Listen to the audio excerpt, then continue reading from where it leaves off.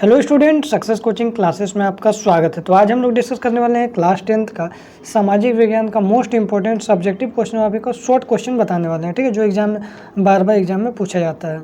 देखिए, ये सब जो हमारा शॉर्ट प्रश्न है जो एग्जाम में पूछता है, प्रच्छन्न बेरोजगारी क्या है। तो यह एक परिस्थिति है जिसमें एक प्रक्रिया में आवश्यकता से अधिक श्रमिक काम कर रहे होते हैं। इसमें प्रत्येक व्यक्ति कुछ काम तो कर रहा है परंतु किसी को भी पूर्ण रोजगार नहीं प्राप्त होता। उदाहरण के लिए 1 हेक्टेयर भूमि को जोतने के लिए 10 मजदूरों को जरूरत है, परंतु 10 की अपेक्षा 15 मजदूर काम कर रहे हैं। तो इस परिस्थिति में 5 मजदूर क्या छिपे हुए बेरोजगार है, ठीक है। ऐसी अवस्था में अतिरिक्त मजदूरों को हटा भी दिया जाए तो कोई भी उत्पादन में प्रभावित नहीं होता है, ठीक है। आगे देखते हैं, अगर हम लोग नेक्स्ट क्वेश्चन देखिए, जो ये भी हमारा शॉर्ट क्वेश्चन बहुत इंपॉर्टेंट है। संगठित क्षेत्र क्या है, जो हम लोग ऊपर अभी डिस्कस किए हुए थे। संगठित क्षेत्र में वे उद्यम अथवा कार्य स्थान आते हैं जहां रोजगार की अवधि क्या होता है, नियमित होता है। मतलब क्या, सरकारी नौकरी, और इसलिए लोगों के पास सुनिश्चित काम होता है। वे क्षेत्र सरकार द्वारा भी पंजीकृत होता है, याद रखिए, सरकार द्वारा रजिस्टर्ड होते हैं और उन्हें सरकारी नियमों एवं विनियमों का पालन करना अनिवार्य है। इन नियमों व विनियमों के अनेक विधि जैसे कारखाना अधिनियम, न्यूनतम मजदूरी अधिनियम, सेवानुदान अधिनियम इत्यादि में उल्लेख किया जाता है। एक देखिए, असंगठित क्षेत्र क्या है, जस्ट उसका उल्टा मतलब समझो प्राइवेट कंपनी है। ये वे क्षेत्र होते हैं सरकार द्वारा कोई पंजीकृत रजिस्टर्ड नहीं होते।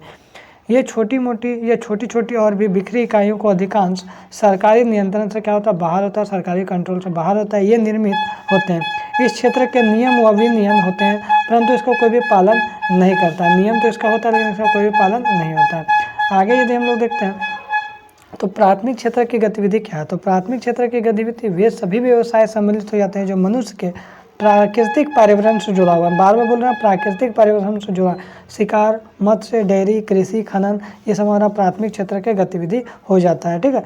आगे यदि हम लोग देख लेते हैं थोड़ा सा द्वितीय क्षेत्र क्या है। तो द्वितीय क्षेत्र की गतिविधि के अंतर्गत प्राकृतिक उत्पादों को विनिर्माण प्रणाली के जरिए अन्य रूपों में जो बदला जाता है, यह प्राथमिक क्षेत्र का अगला कदम है, ठीक है।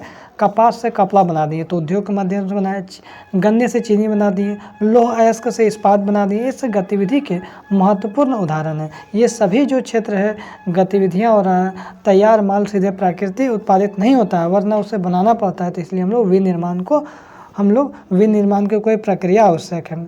चलिए आइए हम लोग देखते हैं तीसरा जो तृतीय क्रियाकलाप क्या है। तो बोल रहा है कि तृतीय क्षेत्र की गतिविधियों में सभी सेवाओं वाले व्यवसाय, जितना भी हम लोग सर्विस देता है, जैसे परिवहन, संचार, व्यापार, व्यवसाय, शिक्षा, अब प्रबंधन, जितना भी सर्विस दे रहा है सब तृतीय क्षेत्र में शामिल हो जाता है। आगे देखते हैं, ये गतिविधि प्राथमिक और द्वितीय क्षेत्र को विकास में मदद करता है। अब प्राथमिक गतिविधि हो रहा है, द्वितीय हो रहा है, तृतीय का अगर नहीं होगा ना तो सब काम बर्बाद हो जाएगा। ये गतिविधि स्वतः वस्तुओं को उत्पादन तो नहीं करता है बल्कि उत्पादन प्रक्रिया में सहयोग या मदद जरूर करता है, इसलिए इसे हम लोग सेवा क्षेत्र भी बोलते हैं।